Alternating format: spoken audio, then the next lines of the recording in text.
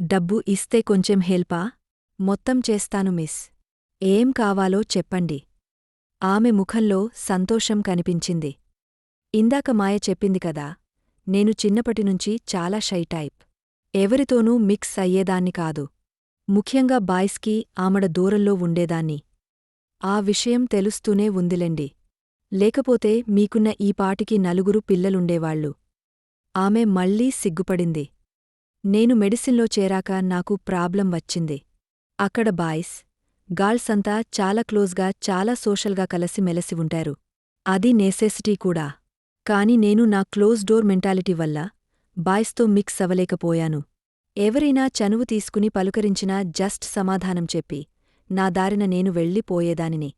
కొంతకాలం ప్రాబ్లమ్స్ ఏమీ లేవుగాని ఫైనల్ ఇయర్లోకొచ్చేసరికి అందరూ నన్ను చూసి నవ్వుకోవటం, హేళన చేయటం మొదలుపెట్టారు. నాకు నిక్ నేమ్స్ కూడా పెట్టారు. ఆ నిక్ నేమ్స్ ఏమిటో నేను చెప్పగలను. ఆమె ఆశ్చర్యపోయింది. చెప్పండి చూద్దాం. Refrigerator, north pole, ice box, ice cream. My god, మీకెలా తెలుసు? ఎవరైనా ఆ పేర్లే పెడతారు. సురేఖ మళ్ళీ సిగ్గుపడిపోయింది. నిజంగా ఫేడప్ అయిపోయాను. చివరకు నేనో డెసిషన్ తీసుకున్నాను. ఏమిటది? వాళ్లందరికీ ఒక షాక్ ఇవ్వాలని. వచ్చేవారం మా వాళ్ల గెట్ టుగెదర్ ఉంది, దానికి మిమ్మల్ని తీసుకెళ్ళి నా బాయ్ ఫ్రెండ్గా ఇంట్రడ్యూస్ చేస్తాను. మనిద్దరం చాలా కాలం నుంచి ఎఫైర్ నడుపుతున్నంత క్లోజ్గా, చనువుగా అందరి ఎదురుగ్గా నటించాలి. దాంతో ఇంకోసారి ఎవరు నన్నానిక్ నేమ్తో పిలవరు. Oh sweet revenge. You can say so. అంతేనా, లేక సినిమాల్లో లాగా మీరు మీ లవర్ పోట్లాడుకుని అతనికి జెలసి కలిగించటం కోసం నన్ను టాయ్గా వాడుకుంటున్నారా? మళ్ళీ ఫాంటసీలో కెళుతున్నారు. ఆల్రైట్. ఇందులో నాకేం అభ్యంతరం కనిపించటం లేదు. ఇంకా ఎకనామిక్స్ సంగతి మాట్లాడండి. ముందే చెప్పాను మీకు డబ్బిస్తానని. ఎంత? నేను రిచ్గాళ్నేగాని స్టిల్ మా పేరెంట్స్ మీద డిపెండ్ అయున్నాను.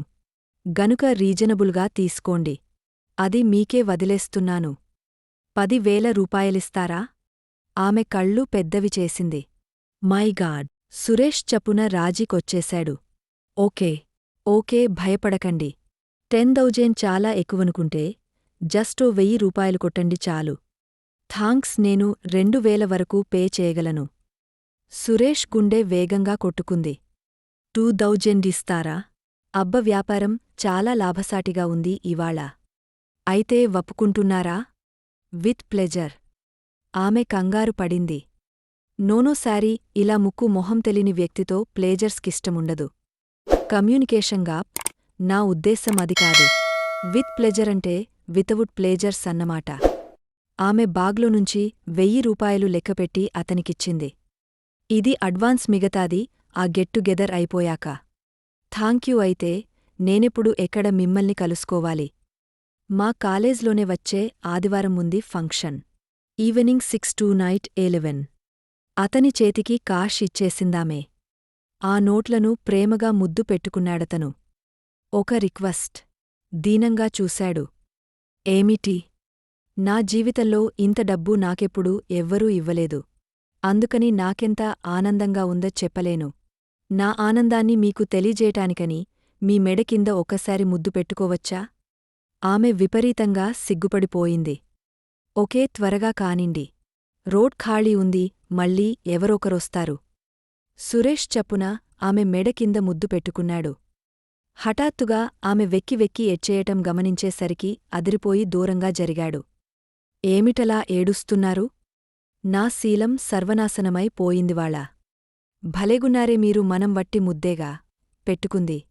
మిగతాది కూడా రేపో మాపో చేస్తాం కదా. నో నో నో, అలాంటిదేం లేదులెండి. ఇక్కడితో పుల్ స్టాప్. సురేష్ బస్తిగా 4 అడుగులు వేసేసరికి జగదాంబ పిలవటం వినిపించింది. ఏయ్ సురేష్, ఇదిగో. ఏమిటి? ఏం సంగతి ఇయాల్రేపు అంజాన్ కొడుతున్నా? పైట సరిజేసుకుంటూ అడిగింది. లేకపోతే ఎంతకాలమిలా? ఎదురుచూసి మనిద్దరం చచ్చేట్లున్నాంగాని నీ మూడో మొగుడు తాగ తెగ బలసిపోతున్నాడు. ఇగో, ఇంకోసారలా మాట్లాడినావంటే మంచిగుండదు. అవునులే, వట్టిగా మాట్లాడితే ఏం మంచిగుంటది. యాక్షన్ గావాలే. ఇదిగో ఆ పోరి ఎవళో వచ్చి ఈ లెటర్ నీకిమ్మన్నది అంటూ జాకెట్లోనుంచి ఓ లెటర్ తీసిచ్చింది. ఏం లెటరది? లవ్ లెటరా? లవ్ లెటర్ గాదు, ఏం కాదు. నిన్ను సాయంత్రం అర్జెంటుగా టాంక్ బండ్లో అన్నమయ్య విగ్రహం దగ్గర కలుసుకోమంది. నువ్వెందుకు చదివినా? నేనెప్పుడు చదివినా? చదవకపోతే ఏమి రాసిందో ఎలా తెలిసింది? ఆమె పోరాపాటు తెలుసుకుని చప్పున నాలిక్కోరుకుంది. అధట్లుండనీగాని ఆ విగ్రహం తాన కాల్సుకునేం జేస్తరు? భజన చేస్తాం. అన్నీ దిల్లగీనే నీకు. సురేష్ టైం అడిగే తెలుసుకున్నాడు దూరంగా నిలబడ్డ వ్యక్తిని. మధ్యాహ్నం 3 టాంక్ బండ్ చేరుకుని అన్నమయ్య విగ్రహం పక్కన నిలబడ్డాడు. పక్కనే చిలక జోస్యంవాడు చిలకను కాలికి కట్టేసుకునిగాడ నిద్రపోతున్నాడు. వచ్చే పొయ్యే జిల్లాల టూరిస్టులు విగ్రహాలన్నీ చూసుకుంటూ పేర్లు తెలిక తెల్లబోతూ ముందుకి వెళ్ళిపోతున్నారు. ఏయ్ అబ్బాయ్, చిలక జోస్యం చెపుతావా? ఓ పల్లెటూరి టూరిస్టడిగింది. సురేష్ ఉలిక్కిపడ్డాడు. చిలుక పక్కనే నిలబడేసరికి తనే చిలుక జోస్యం వాడనుకుంది. చెప్తా. అయితే మా జోసఫ్ గురించి చెప్పు. ఆయన పోయి సంవత్సరమైంది. సురేష్ చిలకను ముందుకు లాగాడు. అది ఓ పుస్తకం లాగింది. పుస్తకం తెరచి నోటికొచ్చింది చెప్పేశాడు. జోసెప్పా? బ్రహ్మాడంగా ఉన్నాడు. ఆమె గొంతు తగ్గించి రహస్యంగా అడిగింది. నేను ఇంకోడు ఎవరితోనైనా తప్పుచేస్తే తను గ్రెన్లో ఒక చుట్టూ తిరుగుతానని పోయే ముందు చెప్పాడు. తిరిగాడా మరి? ఓ, అర్ధమయింది. నువ్ చెప్పేది ఈ బొంగరం జోసేఫా?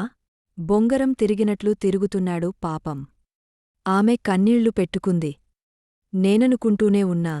నన్ను క్షమించమని చెప్పు జోసఫ్కి. తిరగటం అపాక చెప్దాంలే. ఆమె ఓ రూపాయి బిళ్ళ చిలకిచ్చి వెళ్ళిపోయింది. వచ్చారా? అంటూ సమీపించింది రాధిక. ఏమిటంతా అర్జెంటుగా రమ్మని రాశారు? ఎల్లుండి మా కంపెనీ 10 ఏళ్లైన సందర్భంగా మా బాస్ నాగార్జున సాగర్లో మొత్తం మా స్టాఫ్ అందరికీ పెద్ద ఎత్తున డిన్నర్ ఏర్పాటు చేశాడు. చేస్తే డిన్నర్కి వెళ్ళండి. నాకెందుకు చెపుతున్నారు? ఎందుకంటే ఆ డిన్నర్కి మా ఆఫీస్ స్టాపంతా వాళ్ల భార్యలు లేక భర్తలతో విధిగా హాజరవ్వాలని చెప్పాడు. మాకోసం నల్లూరి సుధీర్ కుమార్ మ్యూజిక్ ప్రోగ్రాం కూడా ఏర్పాటు చేశాడు. అయితే ఇప్పుడు నాతో మీరు రాకపోతే ఆయనకు అనుమానమొస్తుంది. ఆ రోజు మనం ఇంటర్వ్యూలో ప్రవర్తించిన తీరే ఆయనకు కొంచెం అనుమానం కలిగించింది. ఇప్పుడు మనం ఆ అనుమానాన్ని దూరం చేయటానికి ఇంతకంటే మంచి అవకాశం దొరకదు.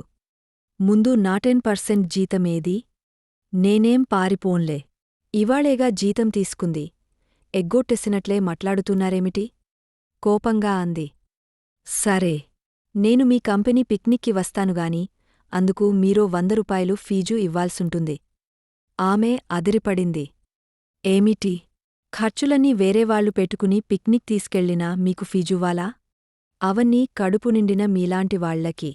నాకు పిక్నిక్కేమిటి? దరిద్రంతో చస్తుంటే? Mister Suresh, this is too much. మీకు నెలకు 400 ఇస్తోంది చాలక ఇంకా అడుగుతున్నారా? మానాభిమానాలున్న వాళ్లెవరూ ఇలా పీడించరు. మాటలు తిన్నగా రానిండి.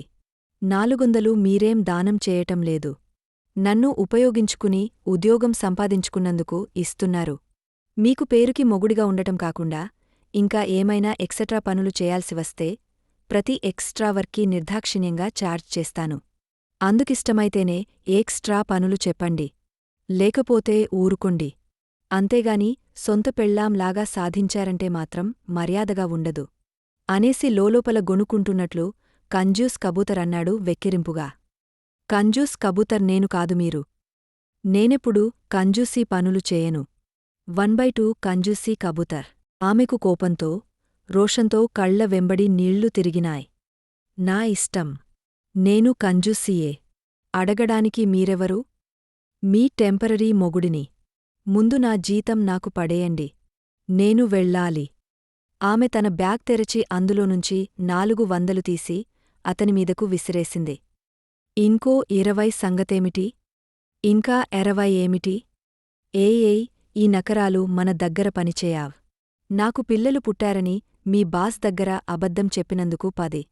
మనం 5 ఏళ్లు విడిపోమని బాండ్ రాసిచ్చినందుకు ఇంకో 10. అంటే 420. అంతే కదా? నాకు ముందే తెలుసా సంగతి.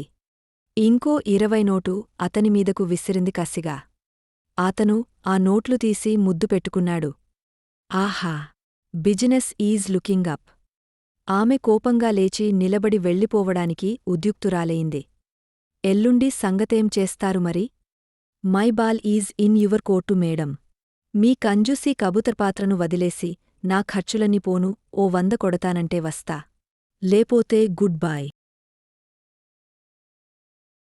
ఫ్రెండ్స్, ఈ కథ నచ్చితే లైక్ చేయండి, కామెంట్ చేయండి, ఛానల్కి సబ్స్క్రైబ్ చేసుకుని పక్కనే ఉన్న బెలైకాన్ ఆన్ చేసుకోండి. నెక్స్ట్ పార్ట్లో మళ్ళీ కలుద్దాం. బాయ్.